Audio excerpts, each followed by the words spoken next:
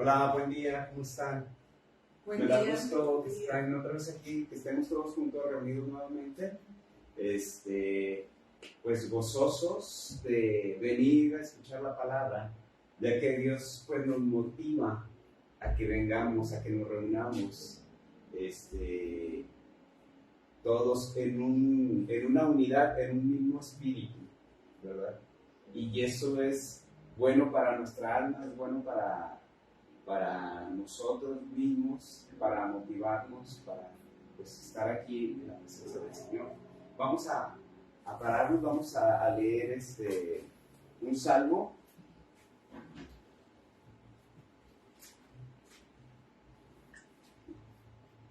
Es el Salmo 36. En el Salmo 36.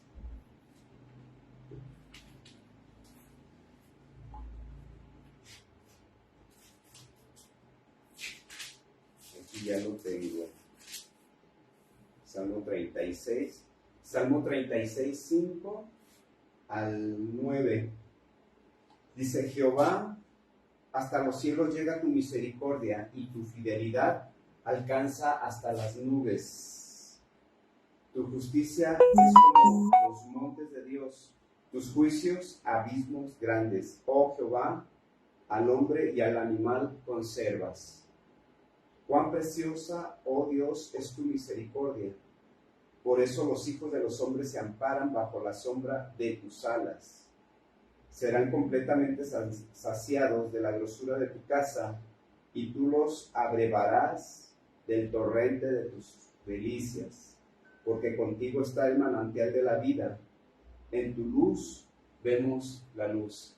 Bueno, aquí este salmo nos habla acerca de la misericordia de Dios, y que cuando nosotros descubrimos esa misericordia, pues vamos a morar bajo su sombra, vamos a morar bajo sus alas, porque nosotros, una vez que ya estamos conscientes de que Dios es misericordioso, pues entonces nosotros, eso nos motiva a nosotros para que lleguemos hacia Él y Él nos cubra, ¿verdad? Que nos cubra en el hueco de sus alas y con su sombra. Pero habla también acerca, al final dice: porque contigo está el manantial de la vida, en tu luz veremos la luz. En tu luz veremos la luz. Esto también nos lleva a reflexionar a que Dios es un Dios que da sabiduría. Él es el manantial de la luz, y cuando nosotros estamos en tinieblas, venimos de las tinieblas y nos lleva a su luz admirable. ¿Qué quiere decir esto también? Que no necesariamente, a veces la inteligencia dicen que se mide por un IQ, pero también la inteligencia yo creo que ha de ser una especie de algo mesurable para nosotros, pero cuando la inteligencia o la sabiduría de parte de Dios, esa es la verdadera inteligencia que nosotros podamos o que nosotros podemos tener en nuestra vida. Cuando somos, que le pedimos a Dios sabiduría y que Él nos empieza a dar ese conocimiento, entonces es cuando nosotros debemos, cuando de veras nosotros tenemos esa inteligencia. Entonces por eso dice: porque contigo está el manantial de la vida, en tu luz veremos la luz. Hay que pedirle a Dios sabiduría. Dios es un Dios misericordioso, pero también, así como el rey Salomón, lo primero que le pidió antes de riquezas y otras cosas, le pidió sabiduría. Entonces nosotros hay que pedirle a Dios sabiduría. ¿Para qué? Para poder seguir conduciéndonos en los caminos de Dios, y para poder sortear todos los problemas que vengan delante de nosotros, ¿verdad? Señor, te damos gracias hoy en esta mañana, Padre, sabiendo que tu presencia, Señor, está con nosotros. Dios, te doy gracias por todas las familias que están aquí representadas, Señor, tanto los que estamos aquí, Señor, por los que no pudieron venir también, Señor, o los que vendrán, Señor, en tu nombre, porque yo sé, Señor, que tú preparas los corazones, Padre. Eres tú, Señor, que tú preparas los corazones para que vengan a escuchar tu palabra, Señor. Yo te doy gracias, Señor, por los que nos están escuchando, los que nos están viendo, Padre, que tú toques sus corazones, Padre. Allá a nuestros amigos que están en Tijuana, que nos ven semana a semana, Señor, en Colombia, Padre, también, en España, Señor, incluso también en Estados Unidos, Señor. Dice tu palabra, Señor, que donde hay dos o más reunidos en tu nombre, tú estás aquí, Señor. Yo te doy gracias por este día, Padre, por tu gran misericordia, Señor. Este es el día que tú hiciste, Señor.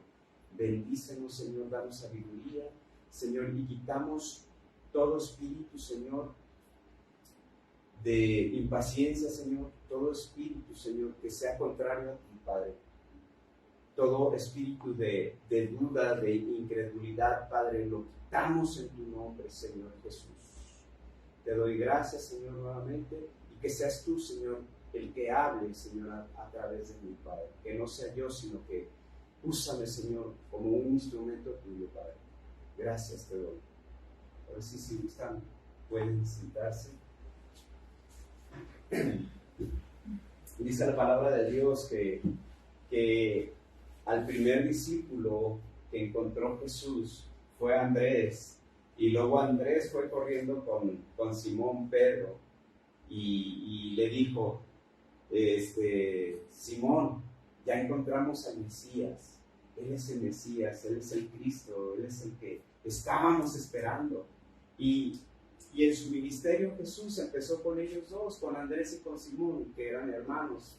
Y fue así creciendo todos los seguidores de Cristo en su tiempo, de solamente 2 personas, después pasó a 6, a 5, hasta los 12 discípulos, y después ya le seguían multitudes.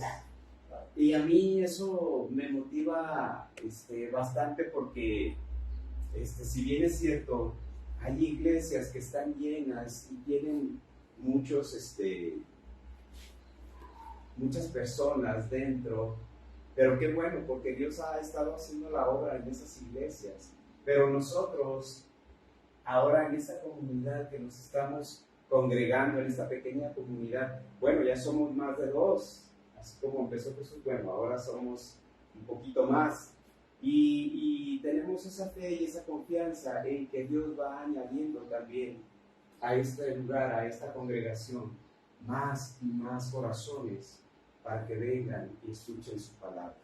Entonces, yo tengo esa fe y esa confianza de que pronto no vamos a caber aquí, pronto vamos a necesitar un lugar en donde más personas se puedan congregar y puedan escuchar de su palabra. Y eso a mí me motiva bastante. Ahora vamos a ver cómo Pablo también motivó a la iglesia de Filipos en aquel momento. Pablo manda una carta a la iglesia de Filipos. La iglesia de Filipos más o menos fue en el año 60, 62 después de Cristo. Cuando Pablo estaba preso en Roma, en alguna cárcel de Roma, Pablo desde ahí escribe esta carta a los filipenses, donde los motiva. ¿Por qué? Porque Pablo ya en su segundo viaje, Pablo ya había iniciado esa iglesia. Pero tiempo después, pues Pablo es apresado en Roma y desde la cárcel les escribe. Pablo quería mucho a esa iglesia. ¿Por qué? Porque, bueno, de ahí lo sustentaban, aunque él no pedía dinero, pero pues los hermanos de esa iglesia, los filipenses, le mandaban ofrendas. Y dice que en una ocasión, bueno, Pablo ya no estaba con ellos, Pablo estaba preso. En una ocasión, un compañero de Pablo, otro hermano de Pablo en la fe, va, lo visita, le lleva la ofrenda a la cárcel, pero este hermano se enferma. Y bueno, hasta que él no se recupera, entonces aprovecha Pablo para mandarles la carta a los filipenses con ese hermano, donde él los motiva, a que sigan adelante. Pablo quiere mucho a esa iglesia, tenía un aprecio especial por todos los hermanos. Y él los exhortaba diciéndoles que siguieran en las enseñanzas que Él les había dejado acerca de Jesús. Aunque Él no estuviera ahí presente, dice, es que no, aunque yo no esté presente, ustedes deben de continuar la obra, ¿verdad? No porque yo no esté presente, sino al contrario, ustedes deben de continuar. Es como cuando un pastor ya no está en la iglesia o que se va de vacaciones, pues algunos hermanos deben de continuar la obra, deben de motivarse para seguir adelante. Así Pablo dice, yo ya no estoy con ustedes, ustedes deben de seguir. Y él los exhortaba a que pues ellos tuvieran unidad, se esforzaran en tener buenas relaciones, se esforzaran en que ellos tuvieran, que no hubiera murmuraciones dentro de la iglesia y muchas otras cosas que Pablo les invitaba a hacer. Que abundaran ellos en el amor, que abundaran ellos en la ciencia y en todo conocimiento, y también que ellos fueran irreprensibles, que no tuvieran motivos para que ellos los juzgaran, sino que fueran limpios y sanos de corazón dentro de la iglesia. Esta carta a los filipenses, más que nada, está dirigida a la iglesia y está dirigida a los cristianos en este momento. No está dirigida tampoco a las personas que no hayan conocido de Cristo, sino que estaba dirigida completamente al interior de la iglesia, de que mantuvieran esa unidad y esa limpieza dentro de la iglesia. Y sí, así es. Una iglesia, cargamos muchas veces tantas cosas en nuestro interior que muchas veces los que se congregan en una iglesia pues traen tantos problemas y tantas cosas negativas que necesitan también ser limpiados por Dios, por Jesucristo, que necesitan una liberación también de sus almas, necesitan una liberación de sus vidas, ¿verdad? Y que ellos paso a paso vayan pues limpiando todas esas cosas para llegar a un momento a ser un cristiano y como Dios quiere y seguir los preceptos de Dios, porque muchas veces todas esas cosas que uno carga negativas, pues muchas veces son es algo que produce una desmotivación para todos aquellos que quieren seguir a Jesús.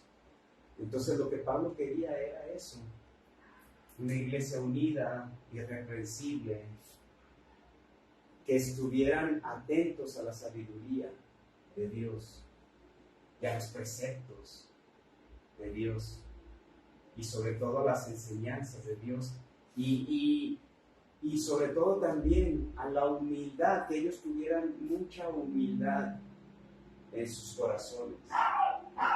Porque después le cita a Jesús, dice, así como Jesús fue humilde hasta la muerte, así también ustedes deben de tener esa humildad. Porque esa humildad, a lo que estamos acostumbrados, o en ese tiempo, el concepto de humildad era algo así como despreciable. Incluso hoy, cuando vemos a una persona humilde, tenemos un concepto vago de lo que es la humildad. Pero en realidad, la humildad se lleva adentro y es que, por ejemplo, yo veo a mi hermano superior a mí y lo puedo servir, y a la vez que mi hermano me vea superior para que él me pueda servir, es como un equilibrio. Eso vendría siendo la humildad, más no sería algo despreciable, sino que entre la misma iglesia, entre la misma congregación, hubiera esa equidad, para yo no sentirme más que mi hermano o que mi hermana. Entonces, cuando se es humilde, eso es lo que quiere decir, que haya una equidad en las relaciones entre los hermanos, entre la familia, simplemente. ¿Cuántas veces la esposa no gana más que el esposo y el esposo lo que le desmotiva es eso? Y se siente menos. Y se siente a lo mejor hasta ridiculizado, porque él no gana tanto como la esposa gana. Y eso es entorpecer la relación, es frenar la relación entre la pareja, entre la familia. Sí, es muy diferente cuando uno trabaja en una empresa que pues hay que obedecer a los jefes, ¿no? Porque pues ellos son los dueños del balón, entonces hay que tenerles ese respeto y ser obedientes, porque es un patrón, ellos dictan el patrón, entonces sobre ese patrón pues uno se va.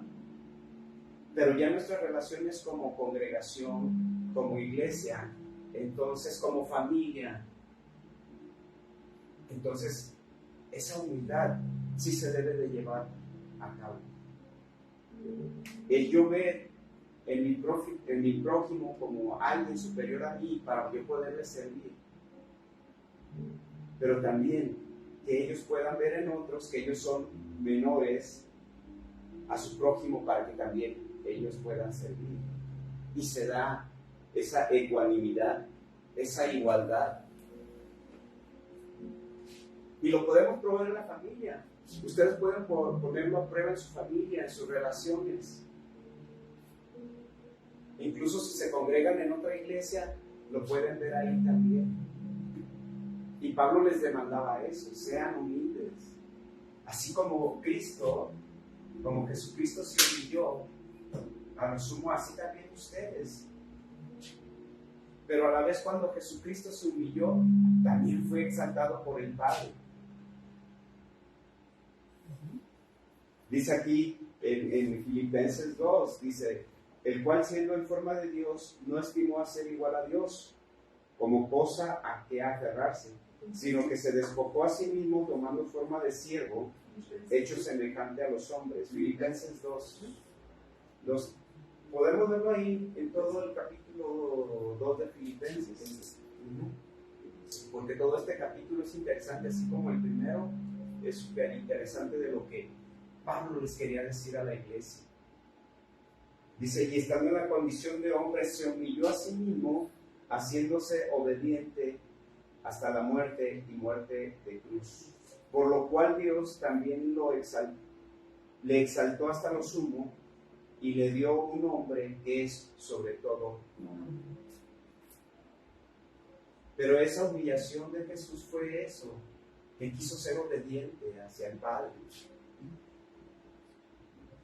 Y muchas veces el ser humilde, y tenemos que aprender a ser humilde, pero cuando lo reconocemos a la luz de la palabra, el ser humilde entonces nos cambia el chip y dices, caray, sí es cierto. Sí es cierto, esa humildad. ¿Por qué? Porque entonces, muchas veces el no ser humilde trae confrontación entre la pareja o entre las personas en la relación. ¿Por qué? Porque muchas veces predomina la altivez o la soberbia de las personas. Incluso en la misma familia, cuando no se es humilde, trae mucho conflicto familiar. ¿Y qué es lo que sigue entonces? Reconocer que debemos de ser humildes ante la palabra y con esta enseñanza, pues para poder tener una buena relación con los hijos, con los padres, con los hermanos, con los amigos. Entonces, que esa humildad sea enseñada, pero a través de la luz de la palabra, así como Jesús se humilló a sí mismo, nadie lo humilló a sí mismo en Cristo. Pero después dice al final, aquí en el 9, dice, por lo cual Dios también le exaltó hasta lo sumo y le dio un nombre que es sobre todo nombre. O sea que Jesús está sobre todo nombre, pero está sentado a la diestra del Padre, está sentado a su derecha, o sea que en su deidad Jesús ahí está, igual que el Padre. Y continuamos así, entonces Él Él los motivaba a que siguieran así, a que tuvieran una coinonía en esa iglesia de Filipos. Esa coinonía quiere decir esa convivencia, esa comunión entre hermanos. Esa comunión entre hermanos. Esa convivencia, pero era una convivencia que Dios los unía. Siempre agradable para todos. Y después nos vamos aquí hasta donde Pablo, ya después de que Pablo les da toda esa explicación y toda esa exhortación de cómo deben de conducirse en la iglesia de Filipos, él les dice, por tanto, en el 2:12 dice de Filipenses, por tanto, amados míos, como siempre habéis obedecido, no como en mi presencia solamente, sino mucho más ahora en mi ausencia, ocupaos de vuestra salvación con temor y temblor, porque Dios es el que en vosotros produce así el querer como el hacer por su buena voluntad. Entonces Pablo les está diciendo lo que les está diciendo. Ahora sí, ya con todas estas recomendaciones que les hice, de que sean humildes, de que tengan coinonía, de que se vayan allá, que abunden en la sabiduría y en las cosas de Dios. Entonces ahora sí dice, por tanto, amados míos, como siempre habéis obedecido, no como en mi presencia solamente, sino mucho más en mi ausencia, ocupaos de vuestra salvación con temor y temblor. Y aquí les hace otra vez la exhortación, dice, por tanto, amados míos, como siempre habéis obedecido, o sea, ya ustedes son obedientes, pero acuérdense, poquito atrás les dice, acuérdense cómo Cristo fue obediente.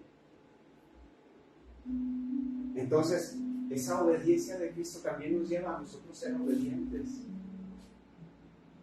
¿Por qué? Porque es el motivo. Si Cristo lo hizo, entonces nosotros también podemos ser obedientes a los preceptos y a las cosas de Dios. Dice, y también se refiere, sean obedientes también en toda su congregación, llevando a cabo esos preceptos. Dice, no como en mi presencia solamente, sino mucho más ahora en mi ausencia. O sea, si bien eran obedientes cuando yo estaba ahí, porque a lo mejor yo les imponía cierto respeto y ustedes eran obedientes. No, pero ahora dice, ahora que yo no estoy, también ustedes sigan siendo obedientes. Y esto, otra vez vuelvo a un ejemplo de la vida real. O sea, tenemos en la vida real, por ejemplo, en mi trabajo, yo soy obediente a lo que me hace lo otro, pero en su ausencia hay tareas que yo debo de cumplir. Hay cosas que debo de cumplir. ¿Por qué? Porque es parte de mi quehacer. Entonces, cuando no está Pablo, también hay que obedecerlo. Cuando no está el patrón, en este caso, hay que obedecer las cosas. O sea, ya es por hecho, o sea, que tienes que realizar ciertos pagos, pagos de contadores, pagos al SAT, pagos al Seguro Social. Hay que, no sé, o sea, cualquier cosa que ya estén determinadas en el trabajo, igual en la familia. Hay cosas que no porque no esté mi esposa, yo no voy a hacer, o porque yo no estoy, ella no las va a hacer, al contrario. Ella tiene esas responsabilidades de hacer actividades o ciertas cosas. Entonces, así es también como nosotros podemos tener esa enseñanza. Ok, Jesús ya no está con nosotros, pero nos dejó una serie de enseñanzas, una serie de preceptos y mucha sabiduría aparte. Entonces, todo eso lo tenemos que echar a andar y tenemos que ser obedientes palabra. Y luego sigue más adelante, sino mucho en mi presencia solamente, sino mucho más ahora en mi ausencia. Ocupaos de vuestra salvación con temor y temblor. Ahora ocúpense de su salvación también. O sea, yo ya no estoy ahí. Miren, ya la salvación Dios nos la da por gracia. Y gracia que es un favor inmerecido, no lo merecemos. Entonces, esa salvación Dios ya nos la dio por gracia. Ya no la ganamos, pero dice la palabra, por la fe en Jesucristo. Y eso lo vimos también la semana pasada. Por gracia somos salvos, pero también por todo aquel que tiene fe en su Hijo Jesucristo. Esa salvación, a diferencia de lo que piensa el mundo, no es una salvación para todos, sino es una salvación de los que tienen fe en Jesucristo, de los que vienen y le entregan su corazón a Jesús. Es esa salvación a quienes se les da. Ahora nosotros podemos preguntarnos, nosotros ya somos salvos, ya entregamos nuestra fe, nuestra confianza y reconocemos a Jesús como nuestro Señor y Salvador.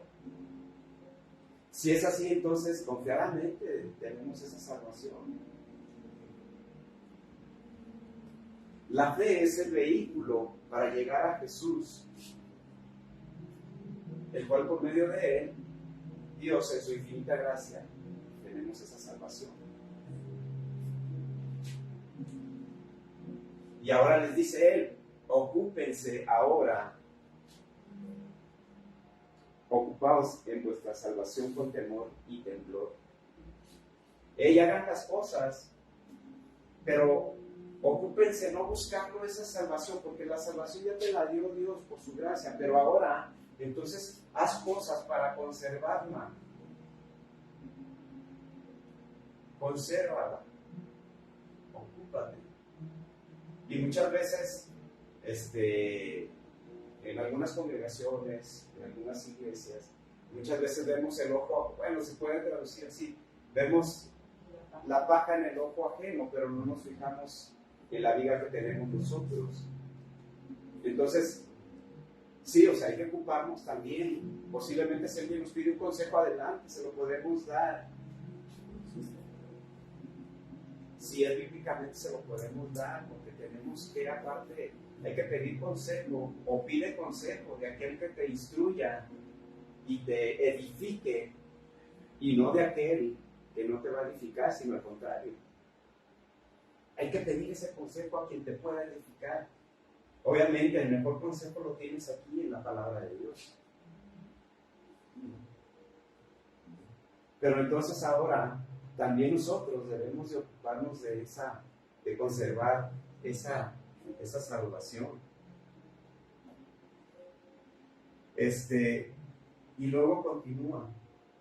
Dice, porque Dios es el que en vosotros produce así el querer como el hacer por su buena voluntad. Aquí, en estas palabras, en este versículo encierra un tesoro de sabiduría, un tesoro escondido de gran sabiduría. Ya Pablo ya les había dicho todo lo que tenían que hacer y los motivaba a hacer. Pero ahora dice, fíjense, aquí viene, porque Dios es el que produce en vosotros así el querer. Ahora, ¿qué es producir?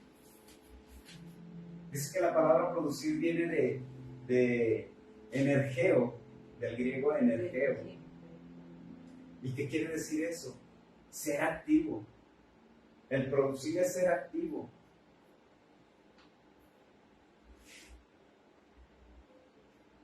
El producir es ser activo, eficiente, eficaz, trabajar eficazmente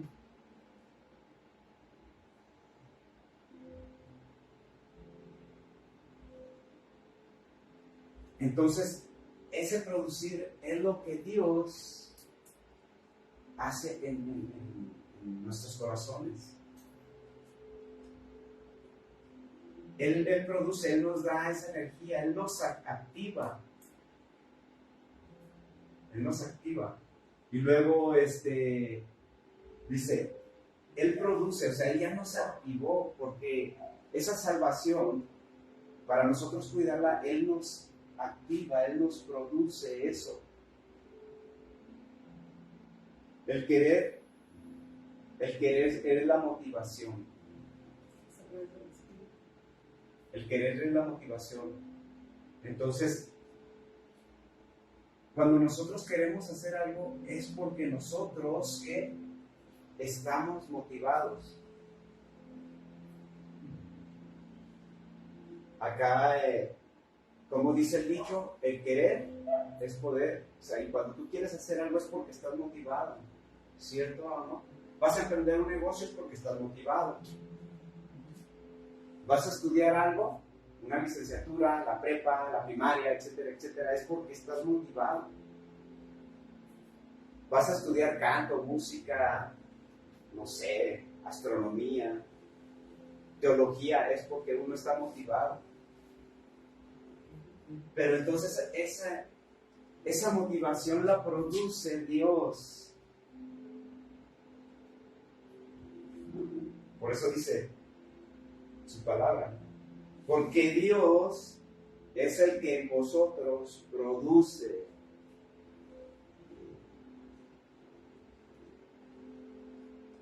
Wow, esto es algo sorprendente, es algo maravilloso. Que muchas veces, cuando no conocemos de la palabra, pensamos que nosotros mismos, porque nuestro ego así lo dicta, nosotros mismos queremos y nos esforzamos. No, es porque en realidad Dios es el que produce. El querer, o sea, el querer, esa motivación para hacer algo. Ahora, podemos tener sí capacidades y podemos ser diestros, podemos tener muchas capacidades, pero si no hay una motivación, entonces esas capacidades de nada te sirven, de nada nos sirven. Esas capacidades están ahí atrofiadas, nada más. Están en pasivo. Entonces, cuando nosotros tenemos esas capacidades y estamos motivados, entonces las llevamos adelante. Y entonces, ¿qué? Producimos también nosotros. Entonces, Dios es el que produce, pero también te lleva a producir.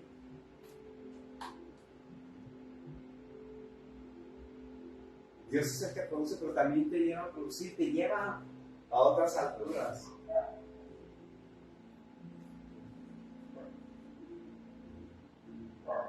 Cuando en las semanas, que a veces, cuando uno no se dedica de tiempo completo a leer la palabra, o estar en la palabra, porque pues, cuestiones del trabajo, etcétera, etcétera. Pero siempre Dios está motivando mi corazón a que aparte el tiempo para Él, aparte el tiempo para pensar qué es lo que vamos a compartir, qué enseñanza Dios nos va a dar para poderla compartir también nosotros. Dios está produciendo en mí el querer, esa motivación.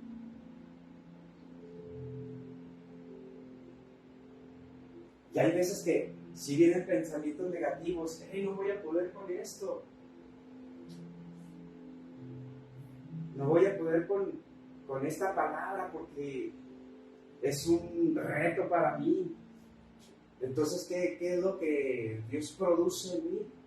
Esa motivación para seguir escudriñando su palabra y seguir investigando y empaparme de cosas para no venir nada más en blanco o aprenderme los 3 conceptos. No, Él produce eso.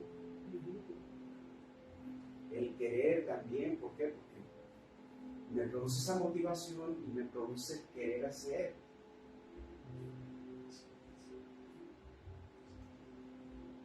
Y bueno, yo me pongo como ejemplo porque sí, cuando uno ocupa sus horas de trabajo, pues son muchas horas de trabajo.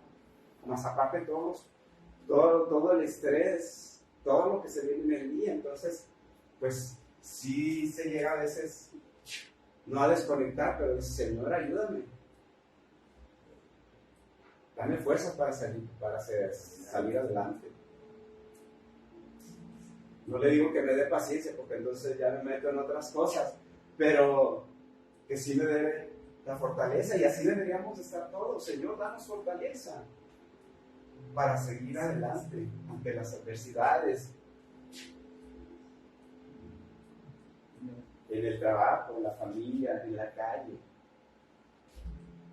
Entonces el querer es la motivación de Dios en nuestras vidas. Es el Espíritu de Dios que puede producir esa motivación. Es el Espíritu Santo, el Espíritu de Dios que puede producir esa motivación. Ahora, ese es el querer.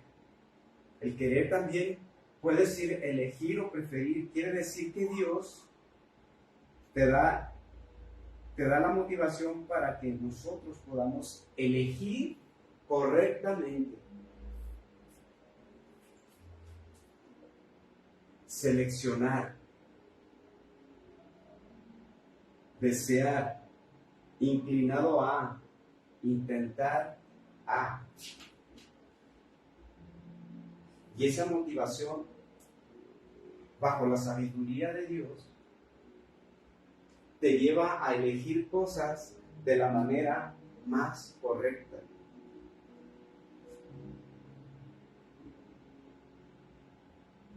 Y sobre todo cuando viene de Dios, con el respaldo de Dios.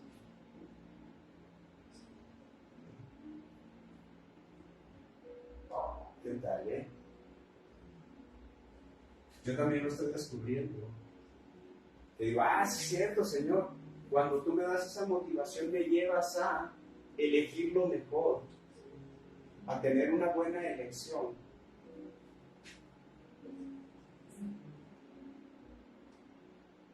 Y cuando Dios te da manos llenas. En el kairos de Dios, en el tiempo preciso de Dios. Ni antes ni después. En el tiempo perfecto de Dios.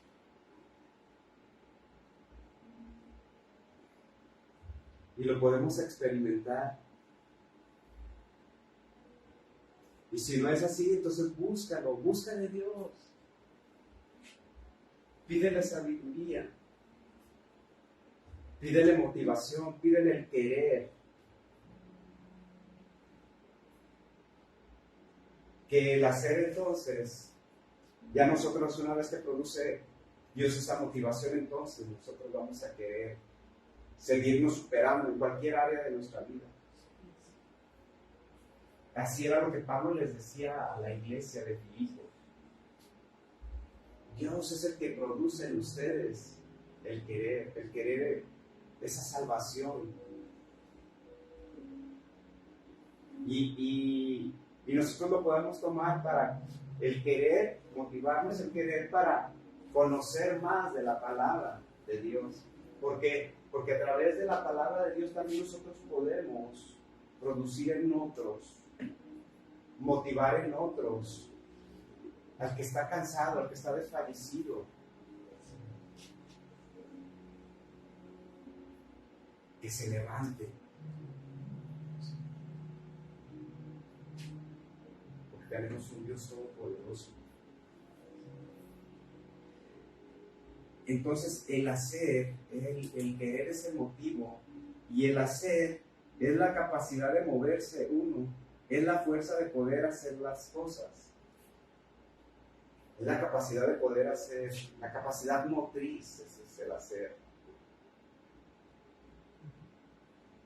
Y aquí lo que está diciendo es, Porque Dios es el que produce el que en vosotros produce el querer como el hacer. Es la capacidad de moverse. Es la capacidad, es la fuerza para hacer las cosas.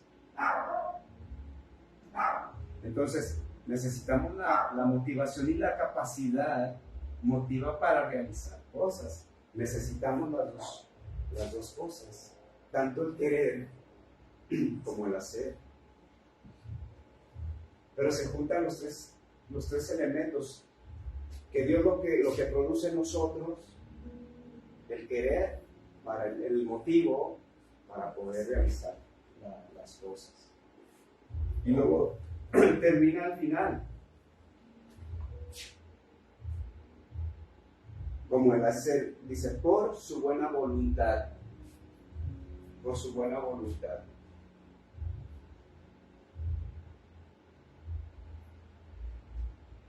Cuando alguien o cuando una persona, un papá, una mamá o un hermano o un amigo le da algo, vamos a poner un ejemplo, una mamá a un niño le da algo por la propia voluntad de la mamá, el niño no necesita pedirlo ni exigirlo, ni rogar tampoco, sino que su mamá por buena voluntad le dio un dulce o le dio unas monedas para que comprara X cosa o le regaló unos zapatos, etcétera, etcétera. Así es Dios. Dice aquí la palabra, dice, el querer como el hacer por su buena voluntad. Ni siquiera tenemos que esforzarnos para que Dios, ni rogarle a Dios para que Dios nos dé el querer y el hacer. Y que produzca en nosotros todo esto. Él por su buena voluntad lo hace. Pero es motivadora este pasaje, porque si bien es cierto, porque muchos hermanos dirán, hey, pero entonces cuando nosotros le pedimos y le rogamos, y yo a veces he dicho aquí, cuando nosotros estemos orando, sí es cierto, hay que pedirle a Dios con ese temor y con esa humildad y con esa sinceridad, porque a veces nuestras necesidades, a veces el hombre no las puede suplir, el único que las puede suplir es Dios, pero sí buscamos su rostro también. Pero es tan misericordioso y de tan buena voluntad que Él nos la da. Pero dice su palabra, dice, entonces cuando ustedes clamen a Dios, cuando ustedes clamen a mí, clamen en el nombre poderoso de mi Hijo. Entonces tenemos que ser sabios también para poder nosotros pedir cosas a Dios y que sean cosas que estén, porque nadie le va a pedir. No le pidas paciencia, porque te va a traer cosas, Dios, que vas a enseñarte duramente a tener paciencia, bien. Señor, no sé, y esa pedidera, vamos a decirlo, no tiene que ser recíproca. Tú tienes que dar porque, por lo menos yo le digo a Dios, Señor, tú me das mucho, ¿y yo qué te doy? Pues, en la voluntad de Dios no tiene que ser recíproco, sino que Dios dice, cumple con mis mandamientos, cumple con mis preceptos. Y es lo que estábamos viendo, todo lo que le pedía Pablo a los filipenses, vivan en coinonía, vivan en comunión, vivan en unidad, vivan en amor, no se exalten unos a otros, al contrario, vivan en humildad. Que el amor los lleve a la sabiduría y al conocimiento. Y eso es lo que ve Dios, por eso Dios recompensa los corazones. Dios resiste a los soberbios, y eso sí es una cosa, cuando uno es soberbio, Dios te va a resistir, te va a rechazar, pero cuando uno viene a Dios con un corazón contrito y humillado, entonces Dios conoce los corazones.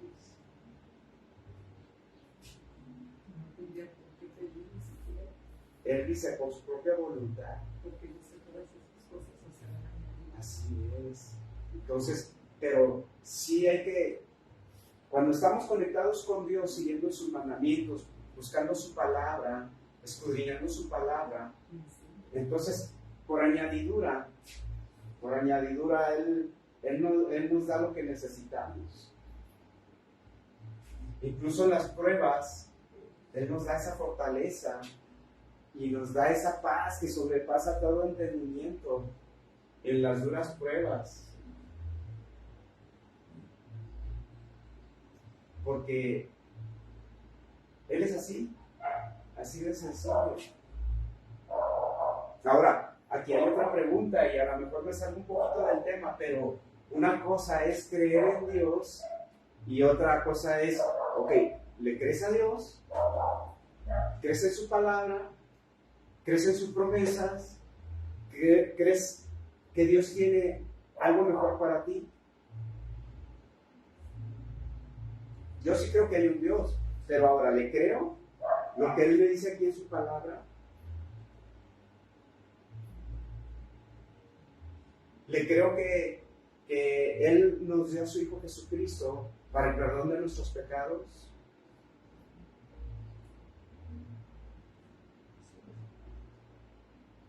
Muchos dicen, sí hay un Dios, pero hasta ahí. Pero a la hora de cumplir sus preceptos y de caminar con el Señor, entonces ya la cosa cambia. Pero mira, esto de caminar con el Señor y de cumplir sus preceptos, sus ordenanzas, no es más otra cosa que Dios quiere lo mejor para nosotros.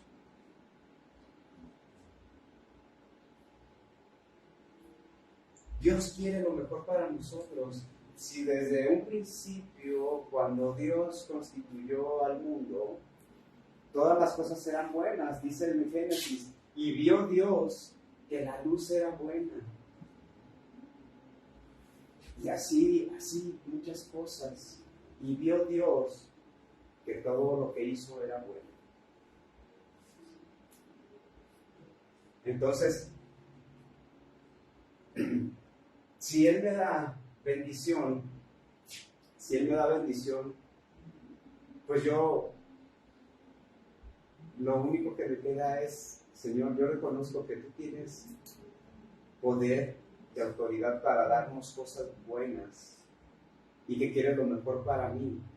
Entonces, Señor, yo voy a seguir en tus caminos. Si cuando el pueblo de Egipto salió por ordenanza de Dios para ser rescatados de la esclavitud, pero ya andando en el desierto, los israelitas se desmotivaban porque no veían nada, entonces ellos volvían a su vieja vida en vez de hacerle caso a Dios.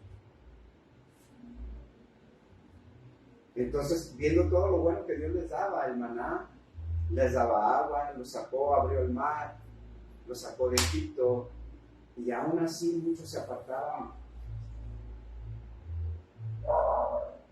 de los preceptos de Dios, de los mandamientos que le dio a Moisés.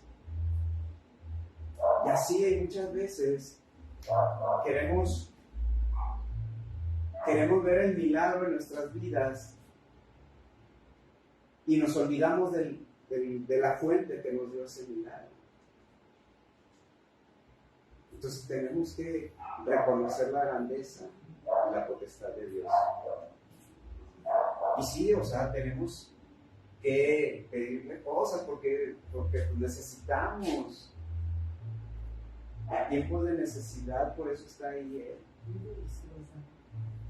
¿Verdad? Pero hay que saber pedir. Hay que saber pedir. Ahí está Dios. Hay que buscarlo. Él no necesita de nosotros. Él no necesita nada de nosotros. Al contrario, nosotros somos los que necesitamos de Él. Él no necesita ni nuestro dinero, nada. Porque Él es el dueño del oro y la plata. Es dueño del universo.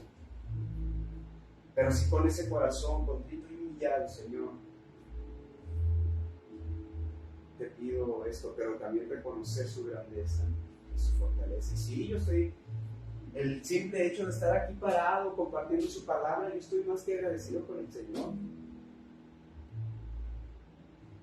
De que me use. Y le digo, Señor, dame gracia, por lo menos. Dame gracia para poder compartir tu palabra. Dame esa gracia para poder motivar a otros. Porque de mis propias fuerzas yo no estaría aquí. Quién sabe dónde estaría, perdido en otro lugar. Quién sabe cómo estaría mi familia de perdida. Pero sin embargo yo reconozco que Dios es el que hace la obra, tanto en mí como en mi familia, y en mis amigos, y en mis familiares. Y yo sé que Dios va a alcanzar más almas. De Él va a hacer la obra, dice su palabra. Uno se encarga de sembrar, otro de regar, pero al final el que hace la obra es Él. Entonces tengamos paciencia y Él obre en los corazones de los demás. Entonces, Dios nos motiva para que realicemos cosas. Y Dios produce en nosotros, era lo que les decía, Dios produce que nosotros produzcamos, seamos activos, eficientes, sepamos hacer bien las cosas.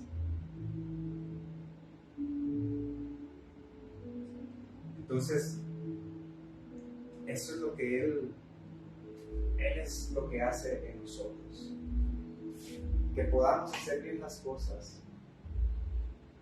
Y eso era lo que Pablo quería. Él es el que produce en vosotros el querer como el hacer.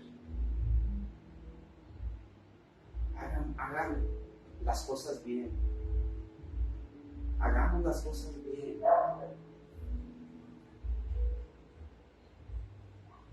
Él te va a levantar cuando sigues sus preceptos. Él te va a llevar a otro nivel. Así es, entonces yo los exhorto, yo los invito a que busquen de Dios y que busquen que Él pueda producir en ustedes esos cambios que ustedes necesitan, que Él los motive, que Él produzca esos cambios, que Él los motive para que los puedan realizar, para que ustedes quieran y los puedan realizar y los puedan hacer. Entonces, esa es una gran enseñanza.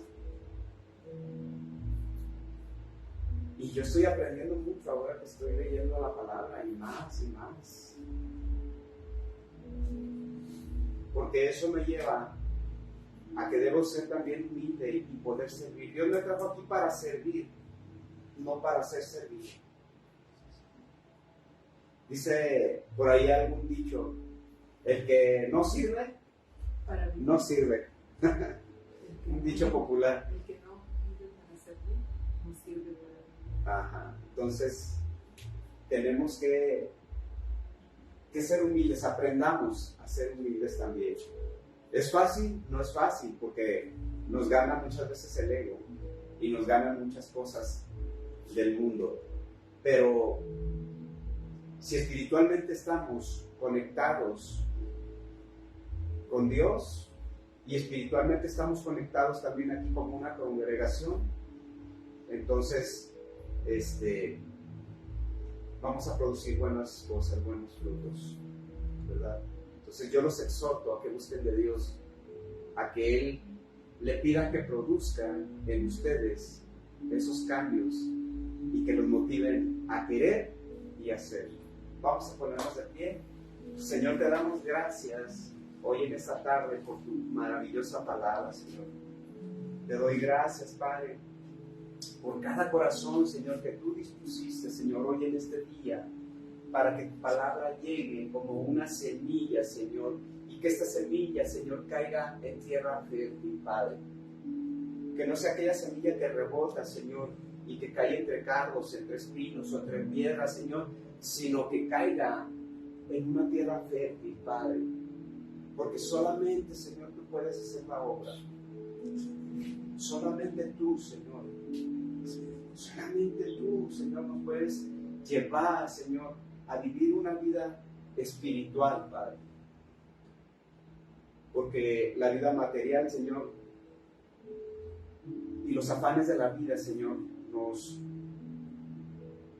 nos llevan, Señor, y nos debilitan. Pero cuando estamos fortalecidos, Señor, en tu espíritu, Señor, entonces tú nos das nueva vida, Señor. Tú nos das nuevas fuerzas, Padre, para seguir adelante en todas las áreas de nuestra vida, Padre. Yo te pido, Señor, que bendigas a cada una de las familias, Señor. Que bendigas al enfermo, Señor, que le traigas sanidad, Padre. Aquel que no tiene trabajo, Señor, que tú le des un trabajo, Padre. Que tú les des un trabajo, Padre. Yo, en un tiempo cuando estuve sin trabajo, Señor, que fue un largo periodo, yo siempre me levantaba y decía, pero hoy Dios me va a dar un trabajo. Y al día siguiente, si no lo obtenía ese día, al día siguiente yo me levantaba y me motivaba y decía, pero hoy Dios me va a dar un trabajo. Y así hasta que Dios me dio el trabajo ideal para mí. Y así no desfallezcas en tu fe. Al contrario, así como Pablo, todas esas tribulaciones, lejos de desmotivarse en el Evangelio, en llevar todo lo que Jesús había hecho con él, lo fortaleció aún más, incluso desde prisión.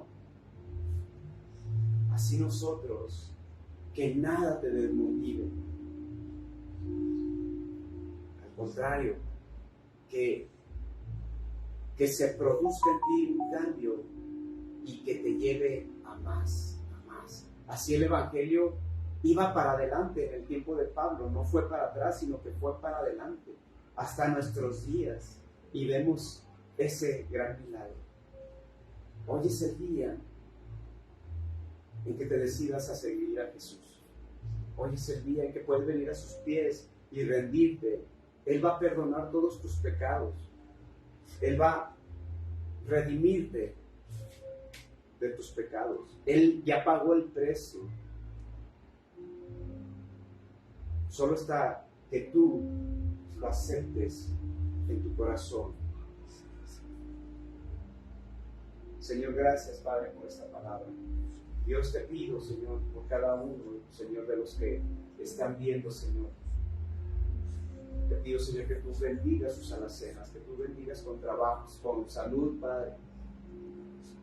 Que su fe, Señor, no desfallezca, que su fe no caiga, Padre, sino al contrario, que sigan avanzando, Señor, que sigan avanzando en tu camino, que sigan avanzando en tu palabra, escudriñando tu palabra, que tengan conocimiento y que pidan sabiduría de lo alto, Señor, que tú solamente la puedes dar.